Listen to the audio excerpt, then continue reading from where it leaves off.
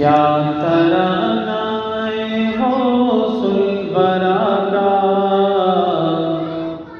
کیا ترانہ ہے غوث الورا کا، کیا گھرانہ ہے غوث الورا کا، کیا ترانہ ہے غوث الورا کا، کیا گھرانہ ہے غوث الورا کا، کیا ترانہ ہے غوث الورا کا، کیا گھرانہ ہے غوث الورا کا، کیا گھرانہ ہے غوث الورا کا، ارے جن کے طلبوں کو چومے فرشتے، جن کے طلبوں کو چومے فرشتے، ہاں وہ نانا ہے غوث الورا کا، جن کے طلبوں کو چومے فرشتے، ہاں وہ نانا ہے غوث الورا کا، جا کے دربار میں اے دیوانو، حال دل اپنا ان کو سناؤ، جا کے دربار میں اے دیوانو، حال دل اپنا ان کو سناؤ، جا کے دربار میں دیوانو، حال دل اپنا ان کو سناؤ، حال دل اپنا ان کو سناؤ، کیونکہ دربار خیر الورا میں، کیونکہ دربار خیر الورا میں آنا جانا ہے غوث الورا کا، کیونکہ دربار خیر الورا میں آنا جانا ہے غوث الورا کا، کیا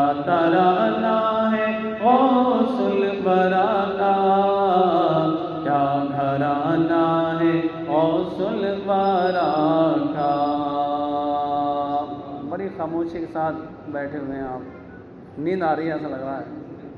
سبحان اللہ اور الحمدللہ کہتے رہیں تاکہ پڑھنے والے کو بھی معلوم ہو کہ آپ لوگ سن رہے ہیں، سو نہیں رہے ہیں۔ کیا ترانہ ہے غوث الورا کا، کیا گھرانہ ہے غوث الورا کا، ان پہ جا اپنی قربان کر دو، عشق میں ان کے خود کو مٹا دو، ان پہ جا اپنی قربان کر دو، عشق میں ان کے خود کو مٹا دو، ہاں عشق میں ان کے خود کو مٹا دو، ارے تاکہ محشر میں بولے فرشتے، تاکہ محشر میں بولے فرشتے، یہ دیوانہ ہے غوث الورا کا، تاکہ محشر میں بولے فرشتے، یہ دیوانہ ہے غوث الورا کا، جن کے طلبوں کو چومے فرشتے، ہاں بلانا ہے غوث الورا کا، مصطفیٰ جان رحمت کے صدقے بادشاہت ملی ان کو ایسی، مصطفیٰ جان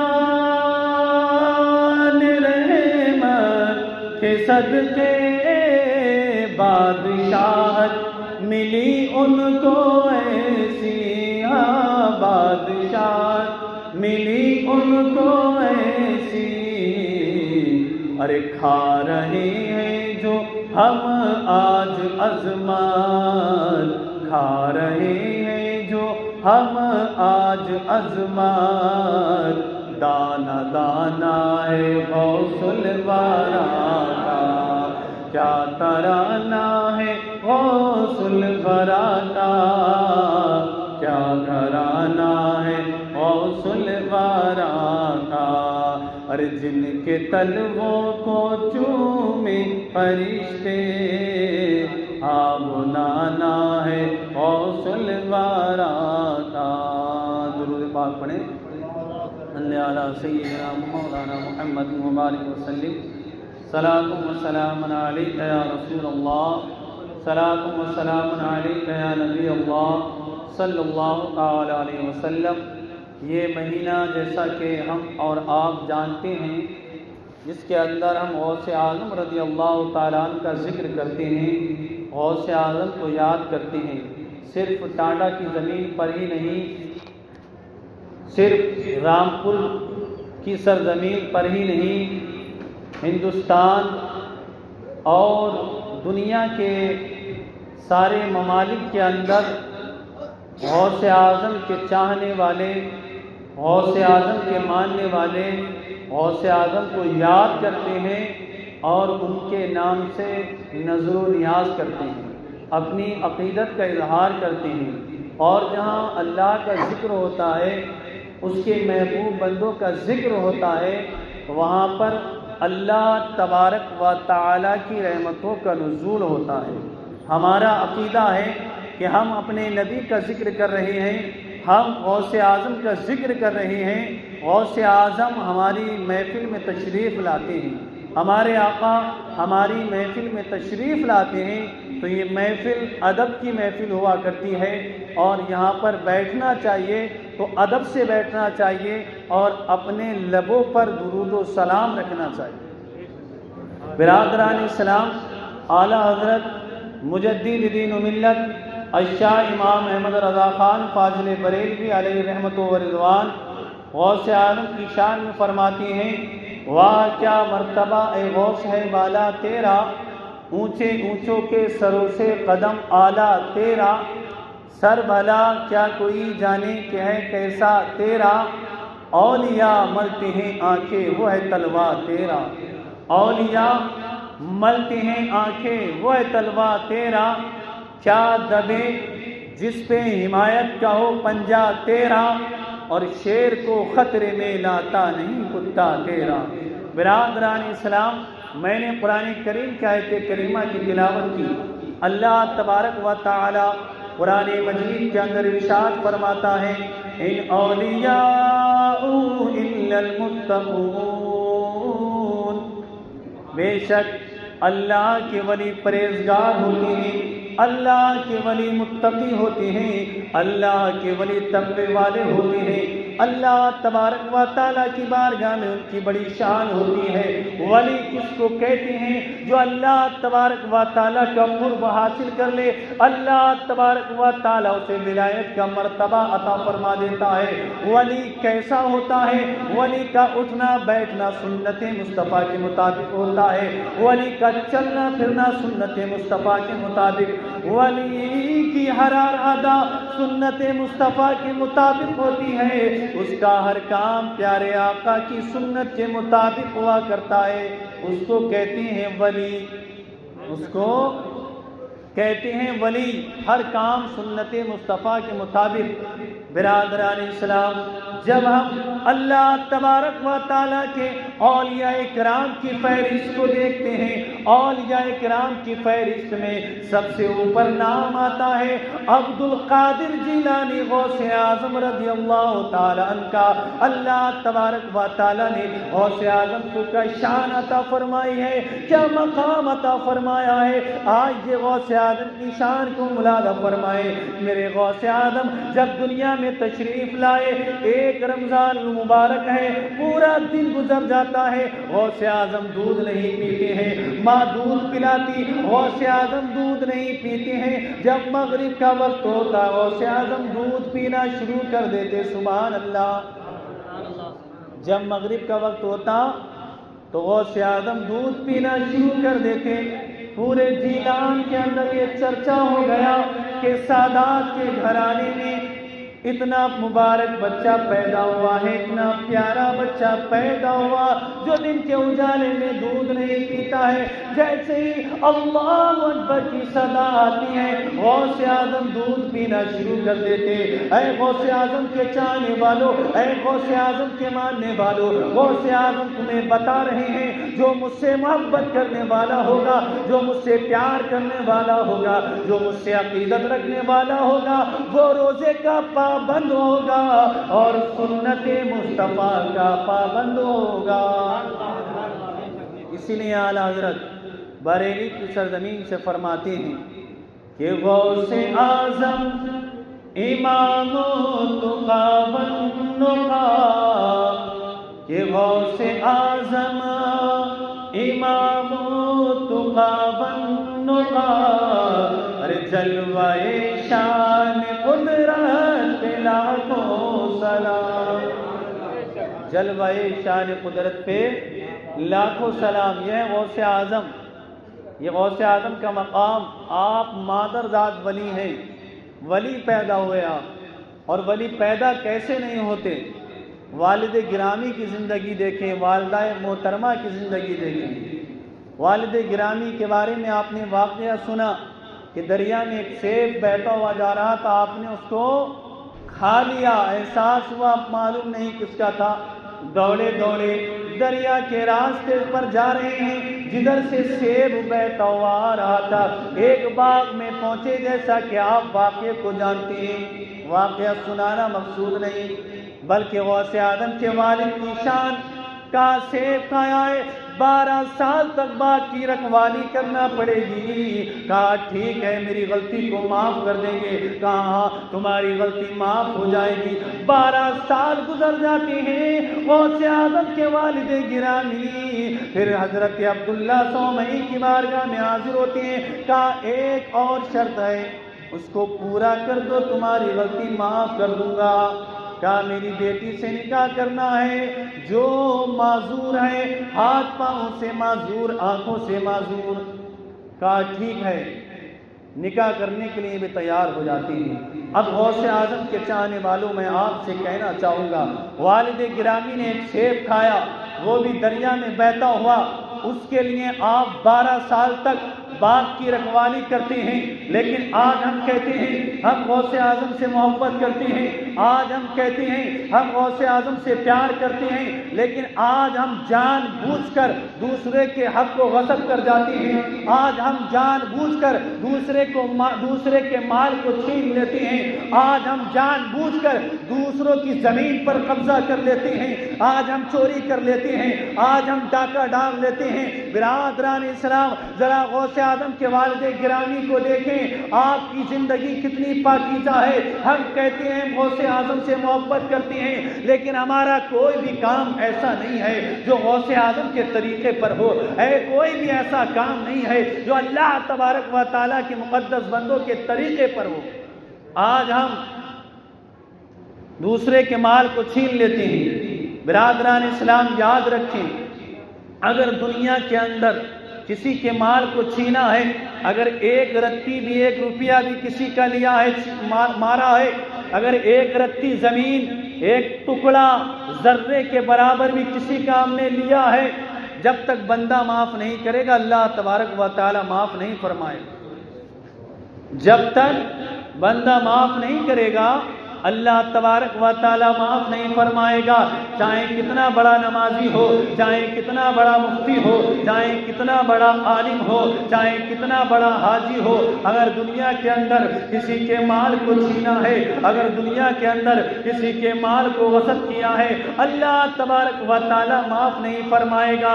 کعبے کے اندر چلا جائے، کعبے کے غلاف کو پکڑ کے رو رو کر مر جائے، لیکن اللہ تبارک و تعالی معاف نہیں فرمائے گا۔ کیوں؟ کیونکہ یہ بندے کا حق ہے۔ ایک ہوتا ہے حق اللہ اور ایک ہوتا ہے حق العباد۔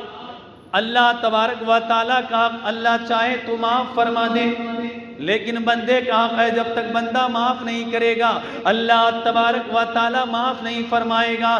آئیے حدیث پاک ملاحظہ فرمائے، میرے آقا کریم صلی اللہ تعالی علیہ وسلم تشریف فرمائے، صحابہ کرام کا مجمع لگا ہوا ہے، میرے آقا نے ارشاد فرمایا اے میرے صحابہ بتاؤ تم میں مفلس کون ہے؟ مفلس کون شخص ہوتا ہے؟ مفلس غریب ندار کون ہوتا ہے؟ تو اگر میں آپ سے یہ سوال کروں تو آپ کیا جواب دو کہ جس کے پاس مال و دولت نہ ہو وہ مفلس ہوا کرتا ہے؟ صحابہ کرام نے ہی یہ جواب دیا کہ جس کے پاس مال و دولت نہ ہو وہ انسان مفلس ہے۔ میرے نبی نے ارشاد فرمایا اے میرے صحابہ مفلس وہ نہیں جس کے پاس مال و دولت نہ ہو، بلکہ مفلس وہ ہے قیامت کے دن اللہ تبارک و تعالیٰ کی بارگاہ میں جب وہ آئے گا، اللہ کی بارگاہ میں آئے گا، دنیا کے اندر نمازیں بھی پڑھی ہوں گی، حج بھی کرا ہوگا، مال کی زکوٰۃ بھی دی ہوگی، اللہ کی بارگاہ میں اپنے مال و دولت کو خرچ کیا ہوگا، لیکن اس نے دنیا میں کیا کیا ہوگا؟ کسی کے اوپر تہمت لگائی ہوگی، کسی کو گالی دی ہوگی، کسی کا مال غصب کیا ہوگا، اللہ تبارک و تعالی اس کی نمازوں کو، اس کی زکوٰۃ کو، اس کے حج کو ختم فرما دے گا۔ اور اس حال میں اللہ تبارک و تعالیٰ کی بارگاہ میں وہ آئے گا کہ اس کے پلے کے اندر، اس کے نامہ اعمال کے اندر کوئی بھی نیکی نہیں ہوگی۔ اللہ اکبر، کوئی بھی نیکی نہیں ہوگی۔ دنیا میں اگر کسی کا مال چھینا ہوگا، کسی کو گالی دی ہوگی، کسی پر تہمت لگائی ہوگی، کسی کی غیبت کی ہوگی، اللہ تبارک و تعالیٰ نیکیوں کو چھین لے گا اور اس کے اوپر گناہ لاد دیے جائیں گے۔ اگر نیکیاں ختم ہو جائیں گی تو گناہ لاد دیے جائیں گے۔ جس کی اس نے برائی کی تھی، جس کو اس نے گالی دی تھی، اس کے گناہ اس کے اوپر لاد دیے جائیں گے اور جہنم میں گھسیٹ کر اس کو ڈال دیا جائے گا۔ تو برادران اسلام، اللہ تبارک و تعالیٰ کے انبیاء کرام دنیا میں تشریف لائے، اولیاء کرام تشریف لائے، انہوں نے ہمیں سبق یاد دیا کہ اللہ تبارک و تعالیٰ نے جو احکام نازل فرمائے ہیں ان پر عمل کرو، اللہ کے احکام پر عمل کرو۔ تو غوث اعظم کے والد گرامی 12 سال تک باغ کی رکھوالی کرتے ہیں، نکاح کرنے کے لیے تیار ہو جاتے ہیں۔ جیسے ہی آپ کا نکاح ہوتا ہے اپنی بیوی کو دیکھتے ہیں، بڑی خوبصورت ہیں، ہاتھ پاؤں بھی سلامت ہیں، واپس پلٹتے ہیں اور پوچھتے ہیں یہ تو صحیح سلامت ہیں لیکن تم نے جو بیان کیا تھا آنکھ نہیں ہے، ہاتھ پاؤں سلامت نہیں ہے۔ حضرت عبداللہ سومی فرماتے ہیں اے نوجوان، میں نے اپنی بیٹی کے جو اوصاف بیان کیے تھے، جو اپنی بیٹی کی صفتیں بیان کی تھی، اس کا مطلب یہ تھا اس نے اپنی آنکھوں سے کسی غیر کو نہیں دیکھا ہے، اس نے اپنے ہاتھوں سے کوئی غلط کام نہیں کیا ہے، اپنے پیروں سے وہ غلط جگہ چل کر نہیں گئی ہے۔ یہ غوث اعظم کی والدہ محترمہ ہیں جنہیں ام الخیر فاطمہ کہا جاتا ہے۔ غوث اعظم کے والد گرامی کی شان کتنی بلند ہے، آپ کی پرہیزگاری دیکھیں، آپ کی والدہ کی پرہیزگاری دیکھیں۔ اے میرے دوستو، اے میرے بزرگوں، جب ماں باپ اتنے پاکیزہ ہوتے ہیں تو اولاد غوث اعظم ہوا کرتی ہے، اولاد غوث اعظم ہوا کرتی ہے۔ اور جب ماں باپ علی اور فاطمہ ہوتے ہیں تو اولاد امام حسین ہوا کرتی ہے۔ ماں باپ اگر اچھے ہوں تو اولاد بھی اچھی ہوا کرتی ہے۔ تو ماں باپ کو چاہیے کہ وہ اپنی اولاد کی اچھی تربیت کیا کریں، اپنی اولاد کو ادب سکھائیں، اپنی اولاد کو دین سکھائیں، تاکہ تمہاری اولاد تمہارے حق کو جان سکے، تاکہ تمہاری اولاد اللہ اور اس کے رسول کے احکام کو پہچان سکے۔ برادران اسلام، غوث اعظم کی والدہ محترمہ کتنی پاکیزہ، کتنی مقدس، لیکن آج ہمارے گھروں کا حال کیا ہو چکا ہے۔ آج جب ہم اپنے معاشرے پر نظر دوڑاتے ہیں، جب آج ہم اپنے معاشرے کو دیکھتے ہیں تو ایسا لگتا ہے کہ مسلم عورتیں بازاروں کے اندر زیادہ ملا کرتی ہیں۔ بے پردہ جب عورت گھر سے بے پردہ نکلتی ہیں، اپنے گھر سے قدم کو باہر نکالتی ہے جب عورت، اللہ تبارک و تعالیٰ اور اس کے فرشتے اس پر لعنت کرتے ہیں، وہ پھٹکار میں رہتی ہے جب تک وہ واپس گھر پلٹ کر نہیں آ جاتی، اللہ اور اس کے فرشتوں کی لعنت اس کے اوپر برستی رہتی ہے۔ بتائیں، لعنت برس رہی ہے تو برکتیں کیسے حاصل ہوں؟ برکت ہمارے گھروں میں کیسے آئے؟ یہ نہیں ہوتا کہ کوئی مالدار ہے تو سمجھے میرے گھر میں برکت ہو رہی ہے۔ برکت اور چیز ہے اور مالدار ہونا یہ اور چیز ہے۔ برادران اسلام، غوث اعظم رضی اللہ تعالیٰ بچپن کا زمانہ، آپ دنیا میں تشریف لائے، روزہ رکھا، جب آپ کچھ بڑے ہوتے مدرسے میں پڑھنے کے لیے جاتے، برادران اسلام غوث اعظم بیان دیتے ہیں، فرشتے میرے ساتھ ساتھ چلا کرتے ہیں، اور جب میں مدرسے پہنچ جاتا تو فرشتوں کو یہ کہتے ہوئے سنتا، افسحوا لولی اللہ، اے لوگوں اللہ کے ولی کے لیے بیٹھنے کی جگہ کو کشادہ کر دو، اللہ کے ولی کو بیٹھنے کی جگہ دے دو۔ بریلی کا امام پکارتا ہے، اے واہ کیا مرتبہ اے غوث ہے بالا تیرا، واہ کیا مرتبہ اے غوث ہے بالا تیرا، ارے اونچے اونچوں کے سروں سے قدم اعلیٰ تیرا۔ یہ ہے غوث اعظم کی شان، یہ ہے غوث اعظم کا مقام۔ غوث اعظم رضی اللہ تعالیٰ عنہ جب کچھ بڑے ہوتے ہیں اور جیلان کے اندر آپ تعلیم کو حاصل کرتے ہیں، تعلیم مکمل ہو جاتی ہے، اب پڑھنے کے لیے باہر جانا ہے۔ اب یہاں سے دیکھیں آج کل کے پیر اور غوث اعظم رضی اللہ تعالیٰ عنہ، غوث اعظم کو کیا کہتے ہیں؟ پیرانے پیر کہا جاتا ہے، یعنی پیروں کے پیر۔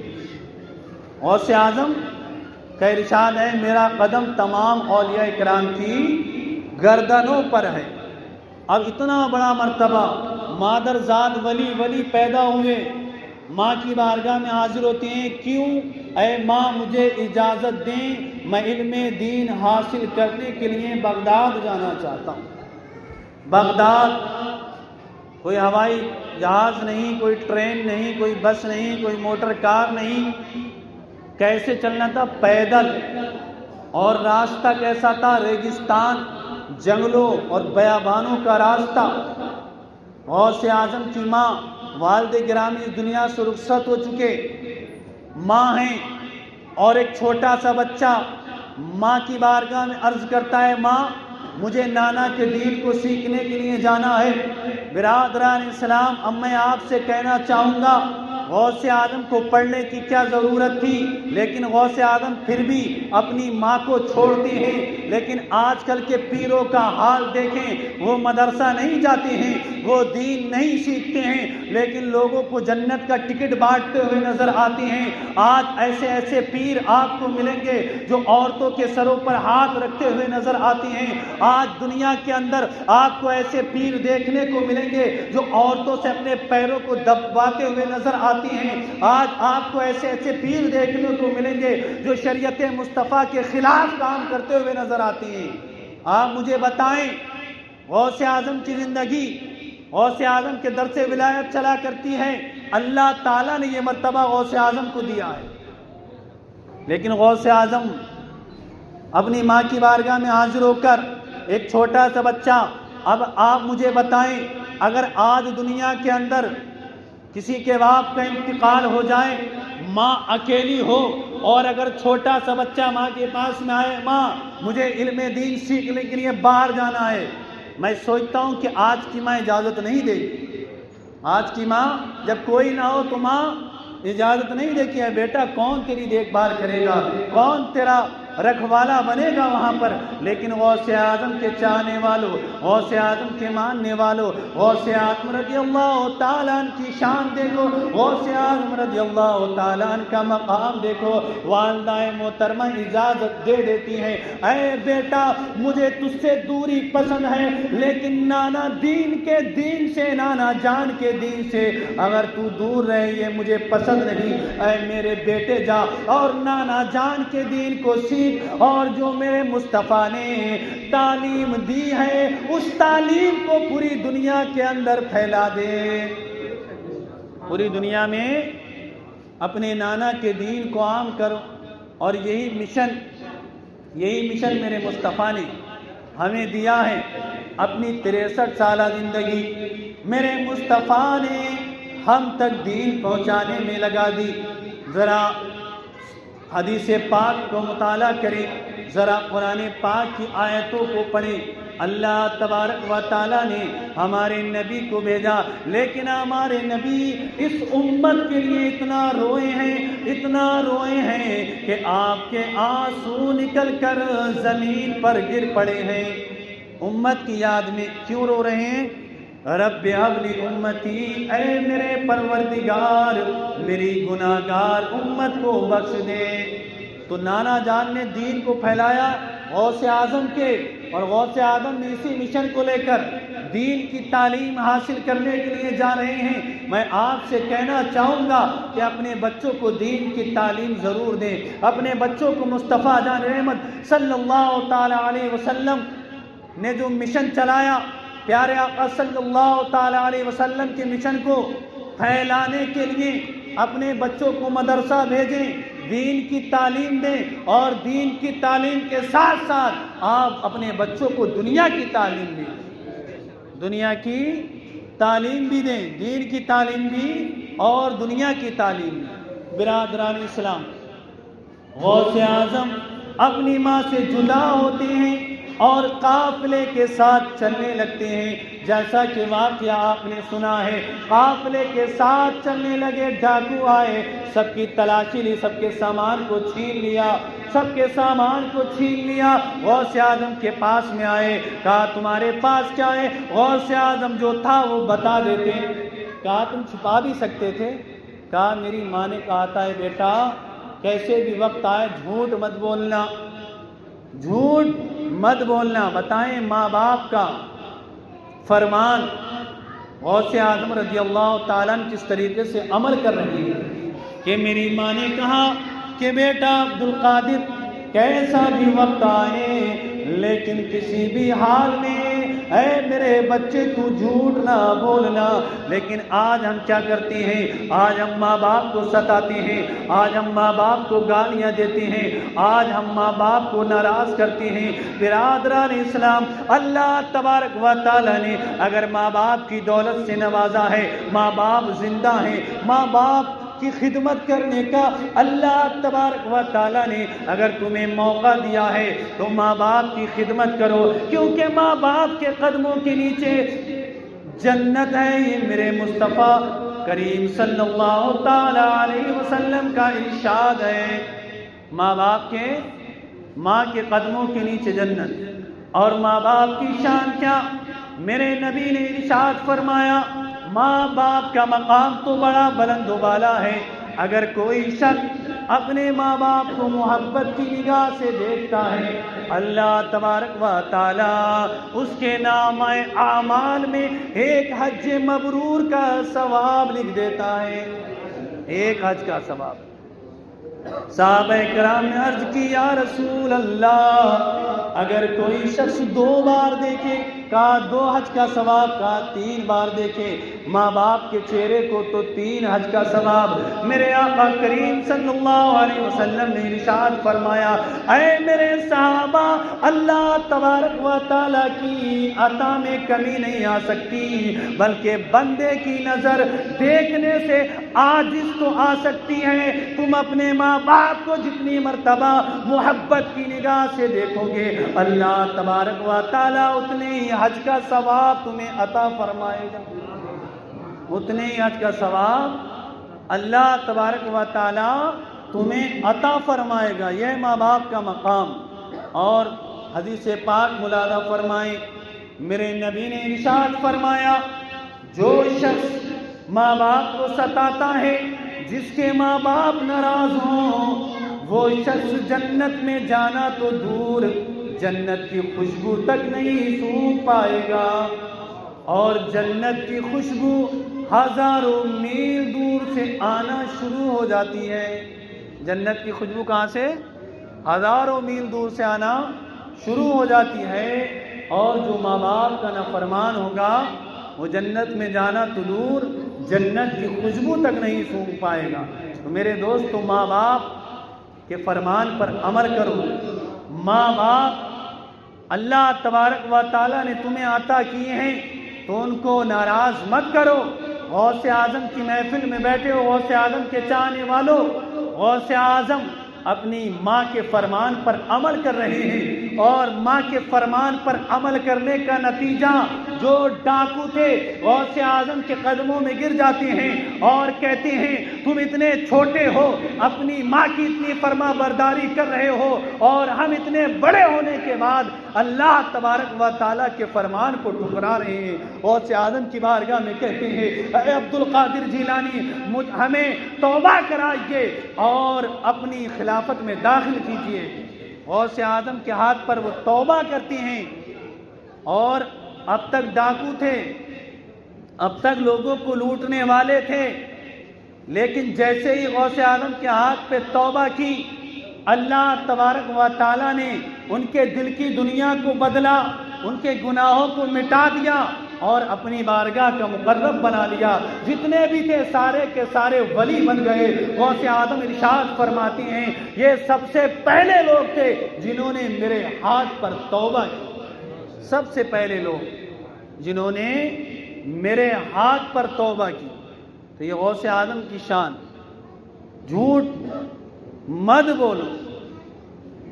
جو بندہ جھوٹ بولتا ہے، حدیث پاک میں آیا ہے، رحمت کے فرشتے اس کے پاس ہوتے ہیں۔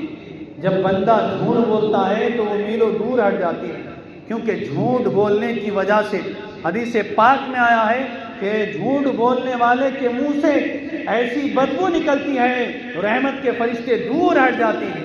اب بتائیں، ایسے عالم میں موت آ جائے، ایسے عالم میں موت آ جائے تو ہمارا ٹھکانہ کہاں ہوگا؟ کہاں ہوگا ہمارا ٹھکانہ؟ تو غوث اعظم سے محبت کرتے ہو تو غوث اعظم کے طریقے پر بھی چلو۔ غوث اعظم کی کرامتیں ہی مت سنو صرف کہ غوث اعظم نے کرامت دکھائی۔ آج کل ہمارا بھی حال یہ ہو چکا ہے، صرف کرامتیں ہم غوث اعظم کی بیان کرتے ہیں کہ ڈوبی ہوئی کشتی کو باہر نکال دیا، غوث اعظم نے مردوں کو زندہ فرما دیا، لیکن غوث اعظم نے اپنی زندگی کس طریقے سے گزاری ہم یہ نہیں دیکھتے، ہم اس پر عمل نہیں کرتے۔ ہم غوث اعظم کے محبت کا دعویٰ تو کرتے ہیں، لیکن اس دعوے پر ہم پورا نہیں اترتے کہ غوث اعظم نے اپنی زندگی کیسے گزاری۔ آئیے ملاحظہ فرمائیں، غوث اعظم خود بیان فرماتے ہیں۔ غوث اعظم ارشاد فرماتے ہیں، کیا ارشاد فرماتے ہیں؟ غوث اعظم ارشاد فرماتے ہیں، میں نے اللہ تبارک و تعالیٰ کی بارگاہ میں اتنے مجاہدے کی ہیں، اتنی ریاضتیں کی ہیں، اللہ تبارک و تعالیٰ کی بارگاہ میں سال ہر سال میں نے مجاہدے کیے، میں نے جنگلوں اور بیابانوں کی راہ کو اختیار کر لیا، میں نے بستیوں کو چھوڑ دیا، اللہ تبارک و تعالیٰ کی بارگاہ میں مجاہدے کرتا رہتا، میں ریاضتیں کرتا رہتا۔ یہ ایسا وقت تھا نہ میں کسی کو جانتا تھا، نہ کوئی مجھے جانتا تھا۔ ایسے وقت میں پیڑ کے پتے اور پیڑ کی چھال کھا کر اپنی زندگی کو گزارا کرتا۔ یہ غوث اعظم کی زندگی ہے، پیڑ کے پتے اور پیڑ کی چھالیں کھا کر غوث اعظم اپنی زندگی کو گزارا کرتے۔ برادران اسلام، غوث اعظم رضی اللہ تعالیٰ عنہ اللہ تبارک و تعالیٰ کی عبادت کرتے۔ آپ نے سنا ہے بارہا، عشاء کے وضو سے آپ فجر کی نماز کو ادا فرماتے، عشاء کا وضو کرتے، اللہ تبارک و تعالیٰ کی عبادت کرتے، رات بھر اللہ تبارک و تعالیٰ کی عبادت کرتے رہتے، صبح ہو جاتی آپ فجر کی نماز اسی وضو سے ادا فرماتے۔ سنا ہے نا آپ نے کہ عشاء کے وضو سے فجر کی نماز ادا کی، تو عشاء کا وضو پڑھ کر آپ سو نہیں جاتے، عشاء کی نماز ادا کرنے کے بعد رات بھر اللہ تبارک و تعالیٰ کی عبادت کرتے، فجر کا وقت ہو جاتا، فجر کی نماز اسی وضو سے ادا فرماتے 40 سال تک۔ یہ ہے عشاء کے وضو سے فجر کی نماز ادا کرنا۔ تو برادران اسلام، غوث اعظم اللہ تبارک و تعالیٰ کی اتنی عبادت کر رہے ہیں، لیکن آج غوث اعظم کے چاہنے والے کہتے ہیں کہ ہم جنت میں چلے جائیں گے اور نمازوں سے دور ہیں، شریعت مصطفیٰ سے دور، اور کہتے ہیں ہم جنت میں جائیں گے، بڑی ٹھاٹ سے ہم کہتے ہیں۔ برادران اسلام، آج یہ واقعہ ملاحظہ فرمائیں غوث اعظم کا، پیروں تلے سے زمین کھسک جائے گی۔ غوث اعظم نے اپنی زندگی کو کیسے گزارا ہے۔ برادران اسلام، حضرت شیخ سعدی شیرازی رحمت اللہ علیہ بیان فرماتے ہیں کہ کعبے کا طواف کرتے ہوئے ایک شخص ہے جو اپنا سر کنکریوں پہ رکھ کر زاروں قطار رو رہا ہے۔ سب لوگ طواف کر رہے ہیں خانہ کعبہ کا، لیکن ایک شخص ہے اپنے طواف کو روک کر اللہ تبارک و تعالیٰ کی بارگاہ میں زاروں قطار رو رہا ہے، اور کیا کہہ رہا ہے؟ اے پروردگار عالم، قیامت کے دن مجھے اندھا اٹھانا، میں تیرا کیا تیرے بندوں کا سامنا بھی نہ کر پاؤں گا۔ اے پروردگار عالم، میرے گناہوں کو بخش دینا، اگر میرے گناہوں کو نہ بخشے مجھے جنت کا مژدہ عطا نہ فرمائے۔ اے پروردگار عالم، مجھے اندھا اٹھانا۔ حضرت شیخ سعدی فرماتے ہیں سارے لوگ اپنے اپنے طواف کو روک دیتے ہیں اور کہتے ہیں اے نوجوان، اللہ تبارک و تعالیٰ بڑا کریم ہے، وہ تیرے گناہوں کو معاف فرما دے گا۔ اللہ تبارک و تعالیٰ بڑا رحیم ہے، وہ تیرے گناہوں کو معاف فرما دے گا۔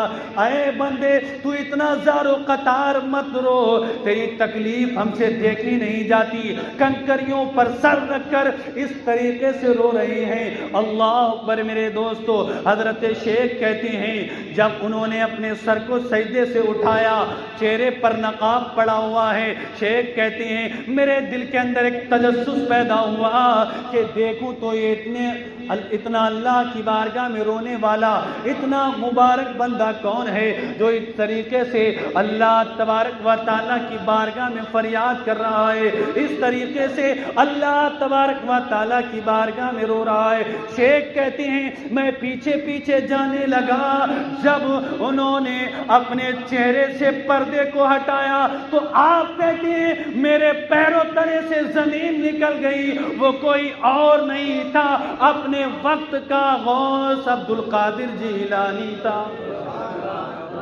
اپنے وقت کا غوث اعظم عبد القادر جیلانی، جو اللہ کی بارگاہ میں اس قدر زار و قطار رو رہے ہیں، لیکن آج کے پیر صاحب اپنی گدی پر بیٹھ کر اپنے مریدوں کو جنت کا ٹکٹ بانٹ رہے ہیں۔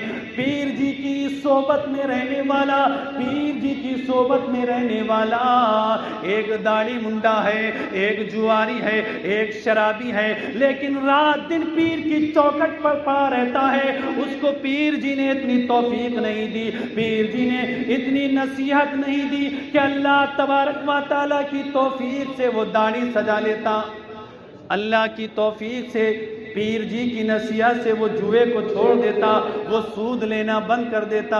یہ حال ہے آج ہمارے معاشرے کا۔ پیر جی کی چوکھٹ پر آپ دیکھو جا کے، ایسے ایسے داڑھی منڈے پڑے ہوئے ہیں، رات دن پڑے ہوئے ہیں، اور عمر پہنچ گئی ہے 50 کے اوپر۔ پیر جی کی خدمت کر کے صرف وہ یہ سمجھتے ہیں ہم جنت حاصل کر رہے ہیں۔ غلط فہمی میں ہے، غلط فہمی میں ہے۔ وہ پیر ہو ہی نہیں سکتا جو اپنے مرید کو نصیحت نہ کرے۔ پیرا مریدی کیا ہوتی ہے آج آپ یہ بھی سن لیں۔ اللہ تبارک و تعالیٰ کے پیارے نبی نے صحابہ اکرام کو بیعت اسلام میں داخل کیا، کلمہ پڑھایا، اور یہی طریقہ ہے کہ آج اللہ تبارک و تعالیٰ کے مقدس بندے جہاں مرید ہونے جاتے ہیں، جو حقیقتاً پیر ہوتے ہیں، جو حقیقتاً پیر ہوتی ہیں، وہ کیا کرتے ہیں جب ان کے ہاتھ میں ہم اپنے ہاتھ کو دیتے ہیں؟ وہ کہتے ہیں کہ غوث اعظم کے ہاتھ میں ہاتھ کو دیا، آج سے نماز نہیں چھوڑوں گا، آج سے روزہ نہیں چھوڑوں گا، آج سے شریعت مصطفیٰ کی پابندی کروں گا۔ یہ عہد لیا جاتا ہے۔ اگر پیر متقی اور پرہیزگار ہوتا ہے، اللہ والا ہوتا ہے، جیسے ہی مرید کا ہاتھ پیر کے ہاتھ میں پہنچتا ہے، اللہ تبارک و تعالی اس کے دل کی دنیا بدل دیتا ہے۔ گیا تھا بے نمازی، جب پیر کی چوکھٹ سے واپس آتا ہے تو نمازی بن جاتا ہے۔ یہ ہوتے ہیں پیر۔ اگر پیر تلاش کرنا ہے تو غوث اعظم کے جیسا پیر تلاش کرو، اگر پیر تلاش کرنا ہے خواجہ غریب نواز جیسا پیر تلاش کرو، اگر پیر تلاش کرنا ہے صابر پاک جیسا پیر تلاش کرو، اگر پیر تلاش کرنا ہے اعلیٰ حضرت جیسا پیر تلاش کرو، اگر پیر تلاش کرنا ہے تو تاج الشریعہ اختر رضا جیسا پیر تلاش کرو۔ نگاہ ولی میں اللہ والوں کی نگاہ وہ ہوتی ہے کہ مرید نے جیسے ہی ہاتھ پیر صاحب کے ہاتھ میں دیا، روحانی رشتہ قائم ہو جاتا ہے۔ یہ روحانی رشتہ کیا ہوتا ہے؟ اللہ تبارک و تعالیٰ سے کانٹیکٹ ہو جاتا ہے، اللہ تبارک و تعالیٰ کے بندہ قریب ہو جاتا ہے، اللہ کے بندہ قریب ہو جاتا ہے، گناہوں سے اپنے توبہ کرنے کے بعد وہ اللہ کا مقرب ہو جاتا ہے۔ یہ روحانی رشتہ پیرا مریدے کا روحانی رشتہ ہے۔ اس کے علاوہ جو ہے آج کل کے جو پیر ہیں ہمارے معاشرے کے، وہ صرف کھانا کمانا ہے، اس کے علاوہ کچھ نہیں ہے۔ پیر پہلے دیکھو چھان پٹک کر کہ پیر جو ہو وہ اچھا ہونا چاہیے، ارے تبھی تو فیض ملے گا، تبھی تو فیض ملے گا۔ جب پیر جی خود ہی لٹکے ہوئے ہوں گے تو تمہیں کیسے بچائیں گے؟ سوچیں ذرا، جب پیر جی خود ہی لٹکے ہوئے ہوں گے وہ تمہیں کیسے پار لگائیں گے؟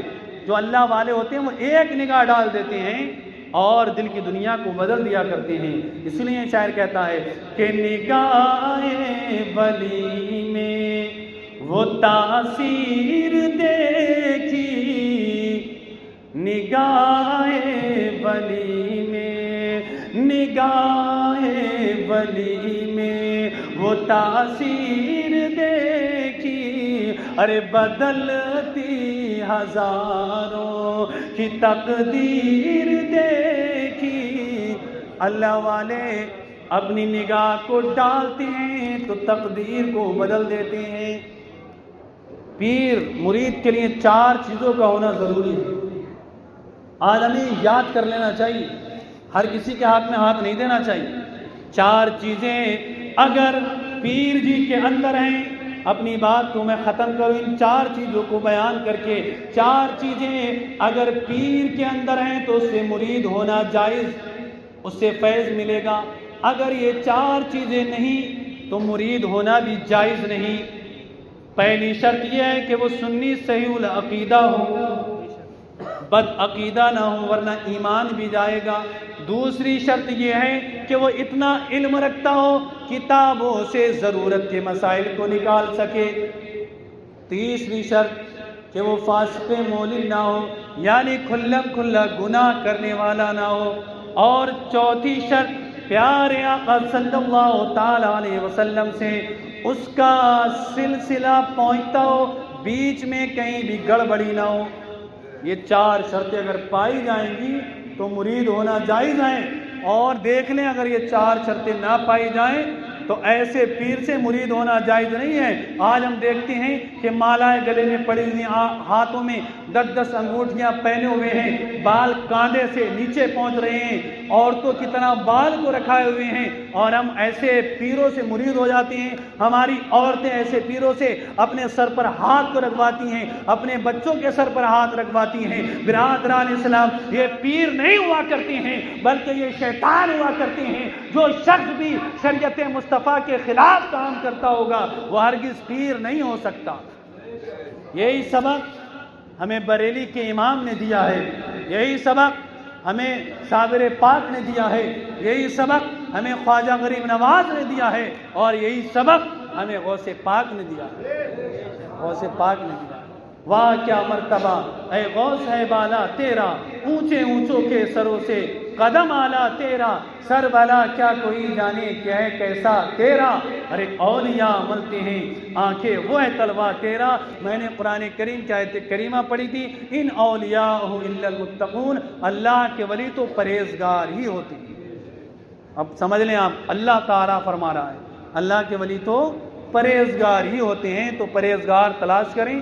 اللہ تبارک و تعالی ہم سب کو عمل کرنے کی توفیق عطا فرمائے۔ پروردگار عالم اس گھر کے اندر خیر و برکت کا نزول عطا فرمائے۔ اللہ تبارک و تعالی ہم سب کے نیک اور جائز مقاصد کو پورا فرمائے۔ وما علینا الا البلاغ۔ السلام علیکم ورحمۃ اللہ تعالی وبرکاتہ۔ کلمہ طیبہ پڑھیں، لا الہ الا اللہ محمد رسول اللہ، استغفر اللہ ربی من کل ذنب اذنبته واتوب الیہ۔